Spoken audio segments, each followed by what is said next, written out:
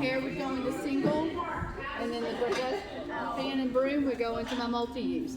So everything else that was sitting up, pretty much everything was left on the station would have been, I would have taken the clips out of the hair. So all of that would have went into my multi-use, okay? Because there was nothing single use left, okay? So now what I want to do is I want to put a pair of gloves on, and I'm going to take a barbicide wipe, and I'm going to wipe down my station area, okay? Then I'm going to take both my gloves and my barbicide wipe, put it in my single use, and then I'm going to sanitize my hands. Your hands are going to be like sandpaper by the time you leave the door, so just be prepared for a good loving mask treatment. Alright, so then I'm going to come back in and I'm going to get ready for my chemical setup. Get my bag up. I can't see. So, The move. I'm going to bring my towel out. Lay that down first. And then I'm going to dump the rest out and I'm going to get rid of my bag. Okay?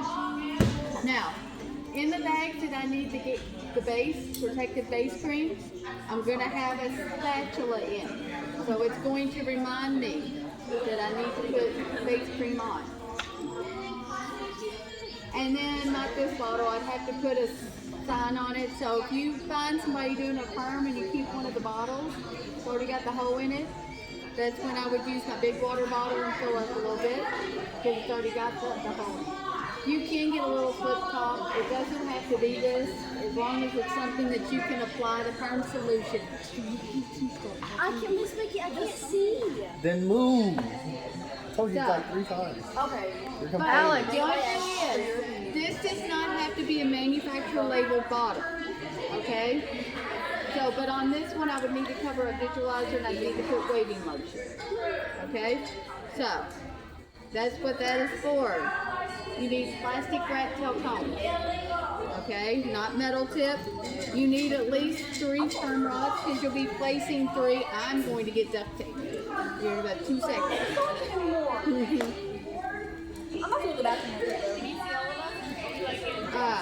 Now, I have everything in individual bags just because I take it out and in and out and in and out a lot. You do not have to have this individually bagged up, okay? So, but I've got end papers, I've got gloves, because I'm going to have to put gloves on, and I've got cotton, because you need to wrap that around your bra. And then you will need 5 clips for your sections at this point, because you're going to section into your next 5 portions of the state board. And then you'll need a 6th one, because now I'm going to put my outside towel on for my final chemical drape, okay? So once I put that on, it's on. I don't have to change any more with my draping. Is everybody good with that?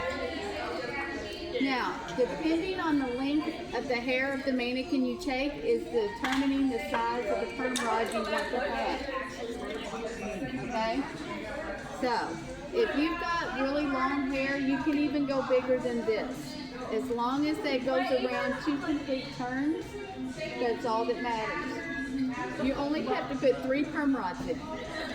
So, your 5 sections are going to be 3 in the front and then 2 in the back. But remember, the front, you got to lay that comb on top of the head to find the very tip top of the head, which is called, what's that called? Apex. So I want that very tip top, and then it's going to go straight down, okay? Top of the head is not in the middle of the crown. Top of the head here, so we'll have our mohawk and then 2 sides, and then 2 sections in the back. It does not matter which section you put for the next portions that we're doing, okay? You can shake it up or anything like that, however.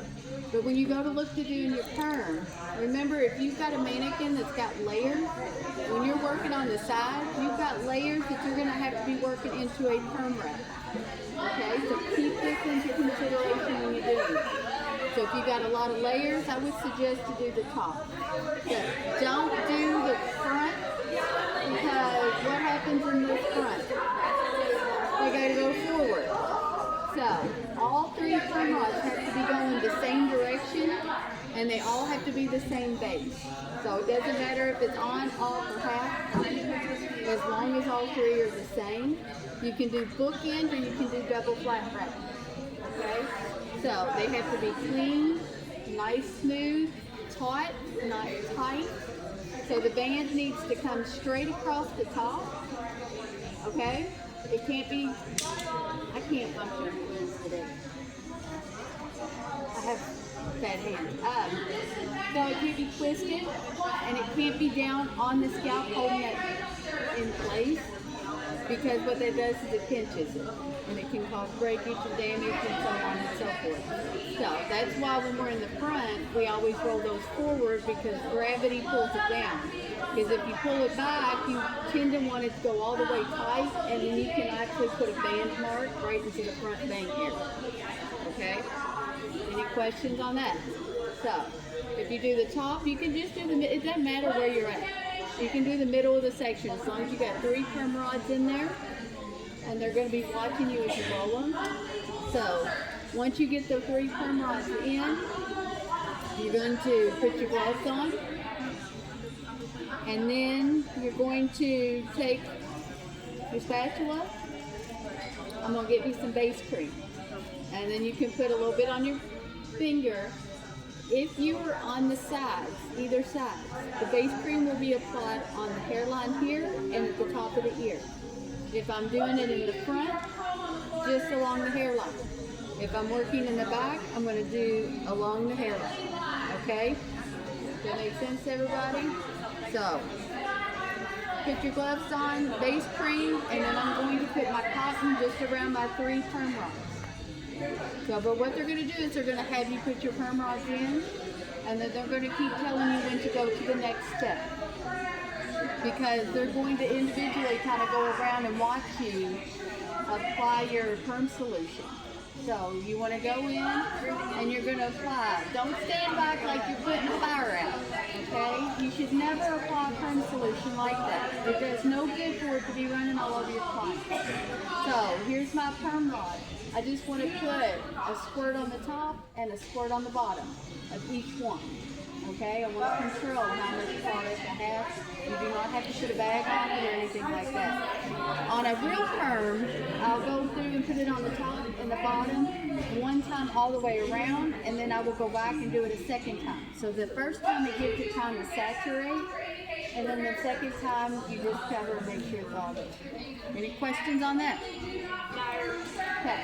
So once you get that on, they're going to go around and they're going to have you do a test curl.